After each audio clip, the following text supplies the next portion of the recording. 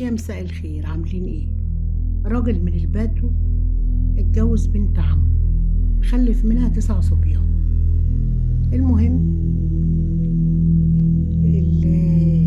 الحمل العاشر مراته جابت بنت، وبسرعة ساعة ما بلغوه ان هو جاب بنت قال يا ليلة سودا. تمام. عارفين زمان كانوا مبيحبوش البنات، وكانوا زمان برضو ايام الصحابة كانوا بيعملوا وقت للبنات، وفي ناس لحد دلوقتي برضو ما بتحبش خلفة البنات. المهم لما خلف البنت ال10 قال يا ليلة سودا، وكمان هجر مراته وسابها. طبعا فضل عايش لوحده وزعلان جدا ان هو جايب بنت. المهم الله المستعان، الست برضو رغم ان هو هاجرها ورغم ان هو ما بيكلمهاش، الست برضو بتخدمه. وعدى وقت والست توفاها الله وماتت، وبعد موت الست بشوية الراجل كمان اتعمى، وولاده ال9 انشغلوا بدنيتهم وبحياتهم وبكل حاجة وبعدوا عن أبوه. والبنت كمان ال10 عشان أبوها مش بيطيقها من يوم ما اتولدت وما تعاملش معاها ولا أي حاجة وما ربهاش، هجر مراته بسبب إن هي جابت له بنت.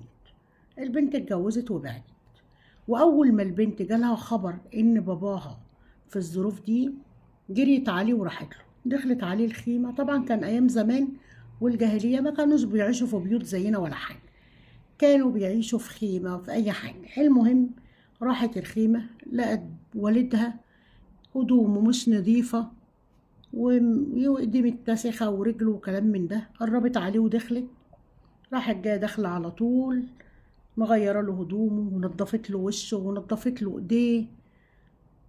وطبعا قامت لقت مفيش ميه، ملت له ميه، ما كانش برضه عندهم ميه زمان. روقت له الخيمه بتاعته وطبخت له. الراجل حس بالراحه تاني زي زمان. راجل طبعا قاعد كفيف ما بيشوفش ومحدش بيخدمه، وعياله الصبيان ال9 مشغولين عنه. والبنت دي جت في يوم غيرت حياته، طبخت له وروقت له ونضفت له وغسلت له هدومه ونضفت ايديه ونضفت وشه وكل حاجه. الراجل حس بالراحه وراح في نوم عميق. البنت لقته نايم، راحت جايه مقربه عليه كده تشوف نفسه، تطمن ان باباها عايش. راح جايه هي قربت عليه كده تحس بنفسه، راح قال لها انت، مسك ايديها وقال لها انت مين يا اصيله يا بنت الاصله؟ قالت له انا ليلك الاسود يا بابا. تمام. الراجل خدها في حضنه وانهار من العياط وقال لها يا ريت الليالي كلها سود، كان دام الهنا بالسواد. تمام. حبوا البنات وخلفة البنات، البنات ألطف كائن على الأرض. الناس اللي ما بتحبش خلفة البنات، البنات دي حاجة فوق الخيال. خلوا بالكم من بناتكم وحب بناتكم، واللي يخلف بنات يحمد ربنا، وربنا بيبقى مديهم رزق واسع جدا. ودي كانت قصتي معاكم النهاردة، ان شاء الله اشوفكم في فيديو جديد وقصة جديدة. باي باي.